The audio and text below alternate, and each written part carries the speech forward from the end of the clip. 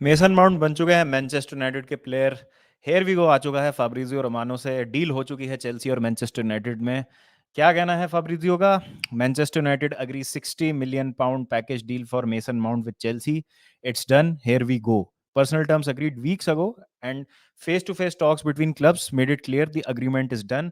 Mount becomes United player, they never left the race. तो 60 million का package है जिसमें 55 मिलियन फिक्स्ड है, 5 मिलियन के एड ऑन्स हैं और 250 के पर वीक की अपफ्रंट जो है सैलरी मिलेगी माउंट को, और एड ऑन्स के साथ वो 300 के तक कमा सकते हैं। 5 साल का ये उनको कॉन्ट्रैक्ट मिला है।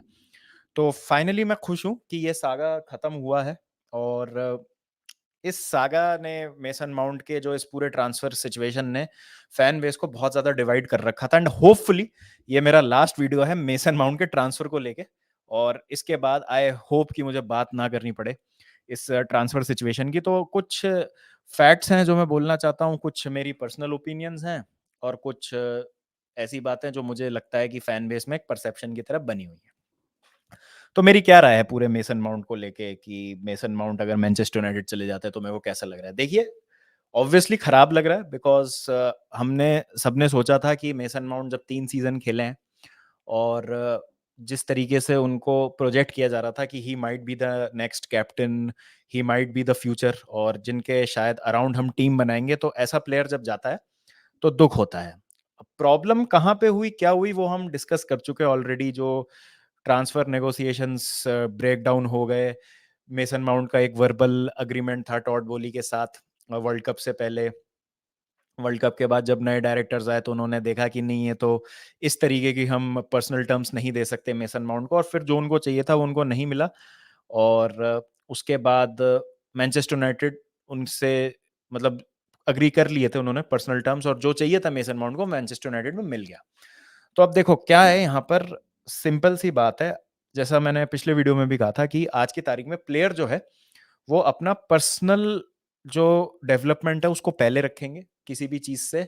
क्या यहाँ पे मैं माउंट पे गुस्सा हूं कि धोखा दे दिया, तू तो स्नेक है, ये है, हाँ, डायरेक्ट राइवल को जाता देख खराब लग रहा है, लेकिन आई डोंट थिंक सो कि माउंट ने कभी मतलब ऐसा दिखाया हो आके कि नहीं कुछ भी हो जाए मैं तो क्लब के लिए रुकूंगा। हाँ, वो पीआर जो थी वो बहुत इरिटेटिंग लग रही थी सीजन के एंड में, जब आके क्लैप कर रहे थे और फैन बेस को मतलब ये दिखाने की कोशिश कर रहे थे कि देखो मेरी गलती नहीं है, मैं तो रुकना चाहता हूँ, लेकिन चेल्सी जो है वो मेरी डिमांड्स नहीं मान रही। अब देखिए, मेरे को ये प्रॉब्लम है, मुझे माउंट के जाने से प्रॉब्लम नहीं है मैनचेस्टर यूनाइटेड, मुझे ये प्रॉब्लम है कि चेल्सी को बहुत गलत लाइट में पोर्ट्रे किया गया है इस पूरे सागा में।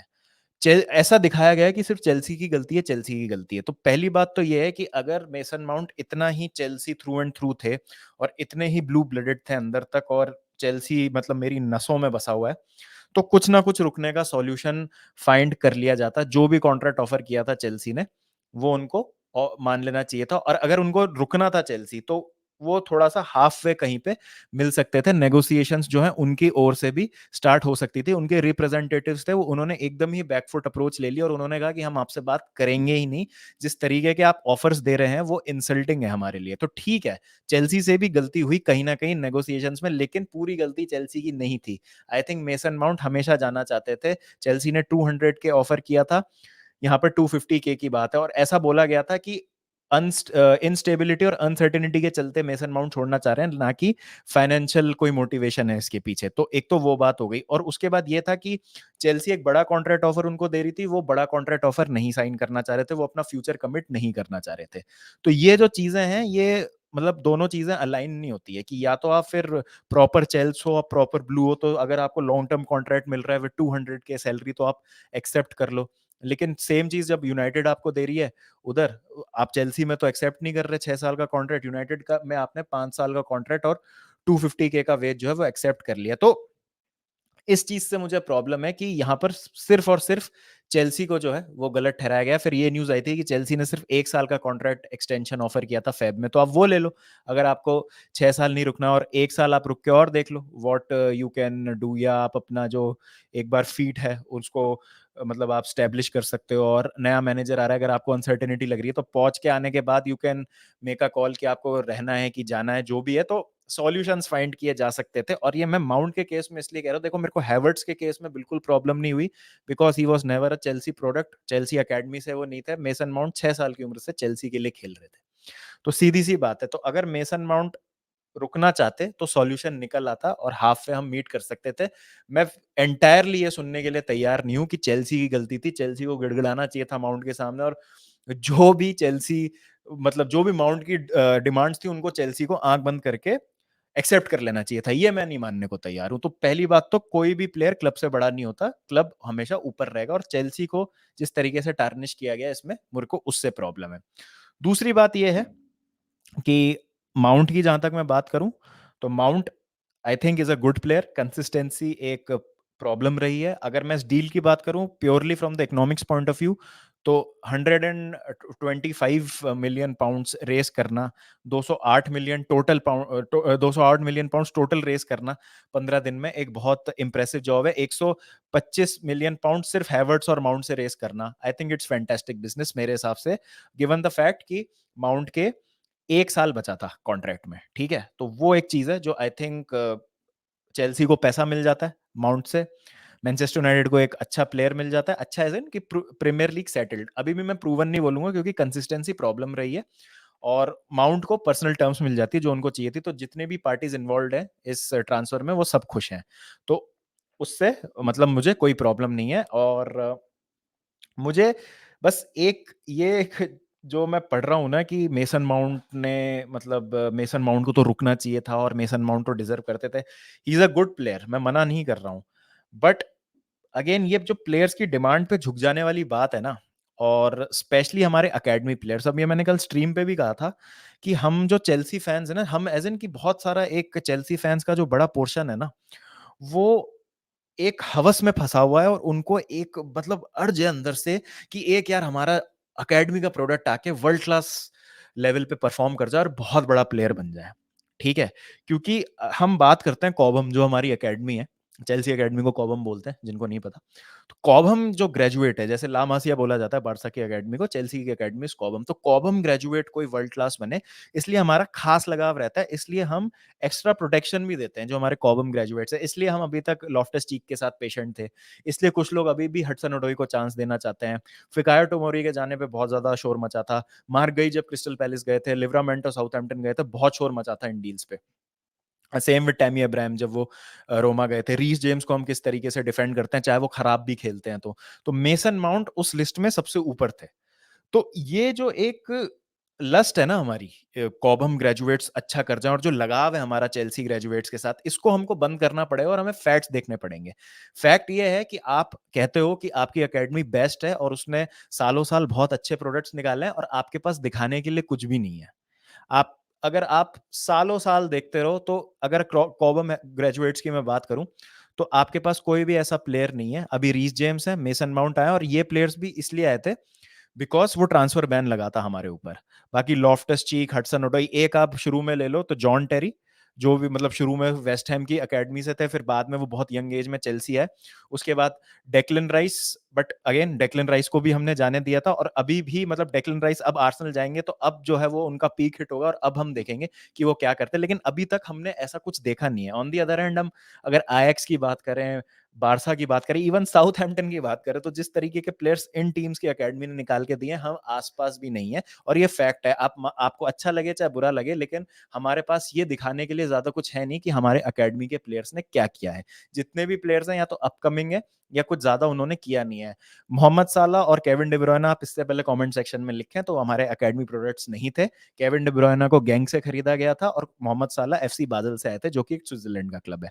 तो मैं वहां पे क्लियर कर देता हूं कि ये दोनों हमारे एकेडमी प्रोडक्ट्स नहीं थे। दूसरी बात, अगर मैं बात करूं कि क्या ये अनदर केडीबी या साला सिचुएशन हो सकती है, तो देखिए प्लेयर को एक देख के पता चल जाता है कि वो कहां तक जा सकता है। अगर केडीबी और साला की मैं बात करूं, तो शायद उन्होंने मिला के 3 या 4 मैच नहीं खेले होंगे चेल्सी के लिए। आई थिंक केडीबी ने तो 2-3 मैच ही खेले थे चेल्सी के लिए, साला ने 5-6 मैच खेले होंगे ज्यादा से ज्यादा। और माउंट को हमने यहाँ 3 सीजन देख लिया, तो हमको समझ आ गया है कि क्या माउंट के साथ हो सकता है? हाँ, टेन हाग के अंडर वो इम्प्रूव करेंगे, अच्छी टीम हो जाती है मैनचेस्टर यूनाइटेड की, हो सकता है वो खेल भी जाए। लेकिन मुझे ये मुझे पर्सनली नहीं लगता है कि केडीबी वाली ये सिचुएशन होगी। तो I am okay with mount leaving for Manchester United. हाँ, मैनचेस्टर यूनाइटेड डायरेक्ट राइवल के पास जाते हैं, तो थोड़ा दुःख होता है। और दूसरी चीज़ ये है कि हमको ऐसे प्लेयर्स नहीं चाहिए क्लब में जो कि रहना नहीं चाहते। अगर माउंट को नहीं रुकना था तो जाने देना चाहिए। एकदम क्लीन स्लेट चाहिए हमको इस समय। हेंस हम चाह रहे हैं कि लुकाकू किसी भी कैपेसिटी में क्लब में नहीं रुकने चाहिए। हमको चाहिए कि लुकाकू को जितनी जल्दी क्लब से निकाला जाए, जो भी डेडवुड अभी बचा है उस सबको निकाल दो। 1% की भी नेगेटिविटी नहीं चाहिए, या ऐसा प्लेयर नहीं चाहिए जिसका दिमाग ठनका हुआ है। हमको पूरे प्योरली चेल्सी पे फोकस प्लेयर्स चाहिए, जो मैनेजर आए जिसको एटलीस्ट प्लेयर्स को मोटिवेट तो ना करना पड़े इस क्लब के लिए खेलने के लिए, उसको बस एक फिलॉसफी इंकलकेट करनी है और अपना टैक्टिकल सिस्टम में प्लेयर्स को डालना हो, दैट्स इट। अगर आप पहला ही स्टेप ये है आपको कि आपको प्लेयर्स को चेल्सी के लिए खेलने के लिए मनाना है, तो आपके सामने एक बहुत मुश्किल टास्क हो जाता है, जो टास्क हमने सॉल्व कर दिया है। जो प्लेयर्स नहीं खेलना चाहते थे क्लब के लिए, इंक्लूडिंग माउंट, वो जा चुके हैं। तो यही वाली बात है, मैं आपको कह रहा हूं कि जो अकेडमी प्रोडक्ट्स हैं उनसे, मतलब ये जो एक, मतलब ये हवस है ना कि एकेडमी से कोई प्रोडक्ट आए और वो अच्छा कर जाए, तो ये दिल लगाना आप बंद कीजिए। आप परफॉर्मेंस के हिसाब से जज कीजिए प्लेयर्स को। अगर प्लेयर का परफॉर्मेंस अच्छा नहीं है तो उसको कॉल आउट कीजिए, भले ही वो एकेडमी का प्लेयर हो या कहीं और का प्लेयर हो। सीधी सी बात है। तो सेम बात ये है, आई थिंक माउंट के साथ भी सेम हुआ है। हाँ, माउंट ने पीआर वाला जो स्टंट था वो भी बहुत बखूबी खेला, जिससे ये दिखे कि नहीं, माउंट की ज्यादा गलती नहीं थी, चेल्सी की गलती ज्यादा थी। तो मुझे बस उससे प्रॉब्लम थी। बाकी I think congratulation to Manchester United fans. I think he is a decent player, और अगर उन पे काम किया जाए, if he achieves the consistency, तो I think he can become a world class player. मतलब ग्लिम्सेस दिखे हमको माउंट के। और देखते हैं आगे क्या होता है, किस तरीके से हमारी टीम डेवलप होती है। बट आई थिंक दिल नहीं लगा उन प्लेयर से जिनका मन नहीं है हमारे लिए खेलने के लिए। सीधी सी साफ सी बात है। तो जो हुआ हो गया, और जो होता है अच्छे के लिए होता है। आई थिंक अब हमको ज्यादा माउंट पे फोकस नहीं करना चाहिए। काइसेडो पे अब हमारा फोकस जाएगा, और वो काइसेडो वाली डील कुछ भी करके हमको क्लोज करनी है। और लेट्स सी की और हम किस तरीके की रिक्रूटमेंट करते हैं जिससे हमारी टीम जो है वो बेटर होती है। और ये जो प्रॉपर चेल्स और proper Chelsea born and bread वाली जो चीज है ना, ये मैं तो कहता हूँ आप रीस जेम्स से भी एक्सपेक्ट मत कीजिए, क्योंकि कल को ऐसा होता है कि फिर से हम एक खराब रन पे चले जाते हैं, तो दिक्कत हो जाएगी हमको। और फिर प्लेयर्स जो है उनको मोटिवेट रखना बहुत ज्यादा मुश्किल होता है, अगर एक खराब रन ऑफ रिजल्ट्स जो है वो चल रहा होता है। तो कल को अगर इस तरीके की चीज हो सकती है, तो हो सकता है कि रीस जेम्स भी नहीं जाए। तो जब तक हम जीतेंगे नहीं ना, तो आप प्लेयर्स को एक्सपेक्ट नहीं कर सकते कि वो रुकेंगे। हाँ, मैनचेस्टर यूनाइटेड फैक्ट्स है, मैनचेस्टर यूनाइटेड इस समय हमसे बेटर सिचुएशन में है, वो चैंपियंस लीग खेल रहे हैं। एक अच्छा अभी मैनेजर ने माहौल सेट कर दिया है। पिछला सीजन उनका बहुत अच्छा था, चेल्सी से तो बहुत ही ज्यादा अच्छा था। तो वहां पे माउंट को लग रहा है कि कंपेरेबली मुझे बेटर कंडीशंस मिलेंगी वहां परफॉर्म करने के लिए। हेंस ये डिसीजन अभी इट वुड मेक सेंस। लेकिन अगर आप एक्चुअली में चेल्सी के लिए इतना परवाह करते थे और इतना प्यार करते थे, तो नो मैटर व्हाट आपको रुक जाना चाहिए था। तो अगर चेल्सी को झुकना है आपके सामने, ठीक है, आपकी जो भी मांगे हो, जैसा कुछ फैंस कह रहे हैं, तो आपकी भी तो जिम्मेदारी बनती है ना कि आप उन मांगों को आसान बनाएं और हाफ वे कहीं पे मीट करें, जिससे उनके लिए भी वो टर्म्स देना आपको आसान हो, और आप भी जो है चाह रहे हैं वो आपको भी मिल जाए, और सॉल्यूशंस आप रुकने के फाइंड करो ज्यादा निकलने के बजाय। ये बस मेरा कुल मिला के पॉइंट है पूरी मेसन माउंट सिचुएशन में। तो आपकी क्या राय है? Please do let me know in the comment section. और आई थिंक जो क्लियर आउट है वो सक्सेसफुल है, जितना हमको करना था 30 जून की डेडलाइन से पहले, उससे बेटर ही हमने परफॉर्म किया। प्लस वेज बिल हमने बहुत ज्यादा इंप्रूव कर दिया, बहुत अच्छा हमने क्लियर कर दिया वेजेस को। तो देखते हैं फिर और हम अब किसको लाते हैं। काइसेडो आई थिंक होना चाहिए, एंड बहुत क्रूशल है काइसेडो की डील हमारे लिए। तो onwards and upwards we move from here. और ज्यादा अपलोड मत लीजिए, भतेरे माउंट आएंगे। और माउंट के पहले भी चेल्सी थी, माउंट के दौरान भी चेल्सी थी, माउंट के बाद भी चेल्सी रहेगी। अब द ब्लूज, अब द चेल्स।